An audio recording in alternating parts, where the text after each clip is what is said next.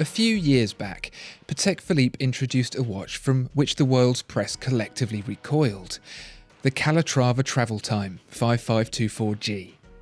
At 42mm and in white gold, it's a big, heavy brute of a watch, a far cry from the elegance and reserve we've come to know of Switzerland's most prestigious watchmaker.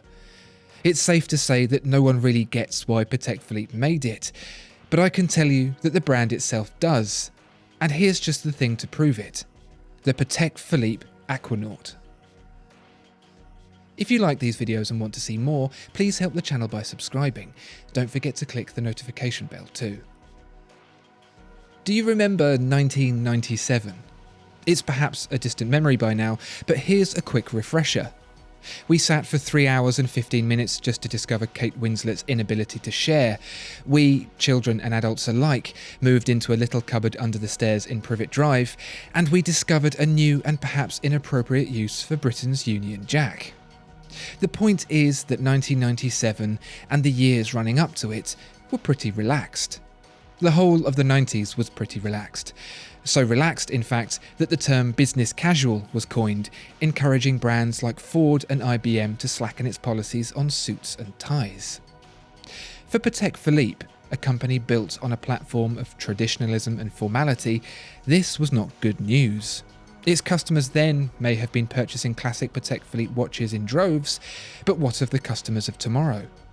The teens listening to Nirvana and wearing double denim were unlikely to mature into a passion for the debonair. It's a problem Patek Philippe had run into several times before. With the world in financial crisis, following one world war and just about to enter another, Patek Philippe took the opportunity to pivot from its ornate pocket watches and into the simplistic realm of Bauhaus. The wristwatch wouldn't be globally popular until the end of the Second World War, but when it was, Patek Philippe was there, ready. And again, as the influx of cheap quartz watches threatened to quash Swiss watchmaking altogether, Patek Philippe introduced the Nautilus, an awkward, angular, expensive steel watch that jarred with the traditional sensibility of the wristwatch.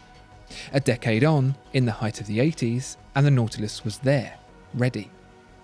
But the excess of the 80s wasn't to last, and as the economy was rebuilt into the 90s, it emerged with a more restrained taste and a more casual approach to living life.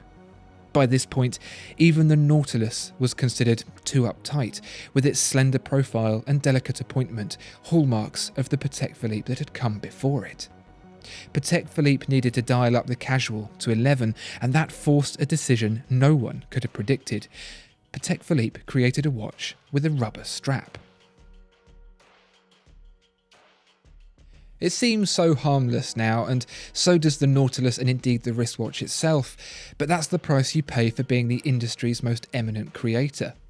Despite Patek Philippe actually being one of the more innovative brands, its forward thinking simply comes across as a reputation for classicism, and this is one of the first ever companies to dabble with electronic watches. And so there we were in 1997, aghast at Patek Philippe's new monstrosity. Never mind the rubber strap, look at the dial. Great big numbers slapped up against great big markers, all squished up against the edge of a dial divided into great big squares, great big hands reaching out from the centre. Where was the grace, the elegance we had come to expect? The case, reminiscent of the Nautilus, but with a simpler three-piece construction that did away with the famous ears and integrated bracelet, felt bulkier, its simplicity less refined. History repeated itself, the reception less than welcoming. Fast forward a decade, and by then it's commonplace to see chunky casual watches like Panerai Luminors and Audemars Piguet Royal Oak Offshores in the boardroom. By comparison, the Aquanaut is smart, subtle and elegant, while still maintaining enough informality to never have to be paired with a shirt and tie, ever. Another decade on, and the Aquanaut, by this time 20 years old, is as much a part of Patek Philippe as the Nautilus or indeed the wristwatch itself. Seen through eyes that have adjusted and adapted to 2 decades of fashion and politics and finance, the Aquanaut's simplicity seems more readily acceptable, fresher and more modern than the older Nautilus. It's hard to comprehend the evolution of our own brains, to understand why something that once seemed so wrong can now be so right. How could Patek Philippe possibly know that now, 20 years on, the Aquanaut would sit so well within the brand, leaving just enough headroom from the makers of bigger, chunkier pieces to continue carrying the torch of tradition and sensibility? It's like some kind of backwards progress, the reverse of the sentiment, "It's not like it was in the old days."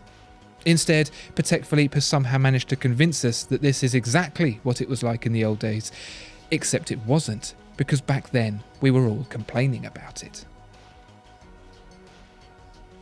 Building appreciation for the Aquanaut has since confirmed its long-awaited acceptance by aficionados, but its journey from ugly duckling to waiting list swan is still tricky to swallow.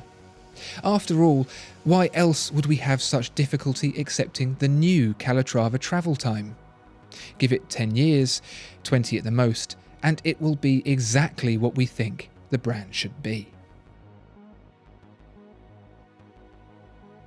Discover more exceptional watches at watchfinder.co.uk. If you enjoyed this video, please like and subscribe. If there are any other watches you'd like to see reviewed, please let us know in the comments below.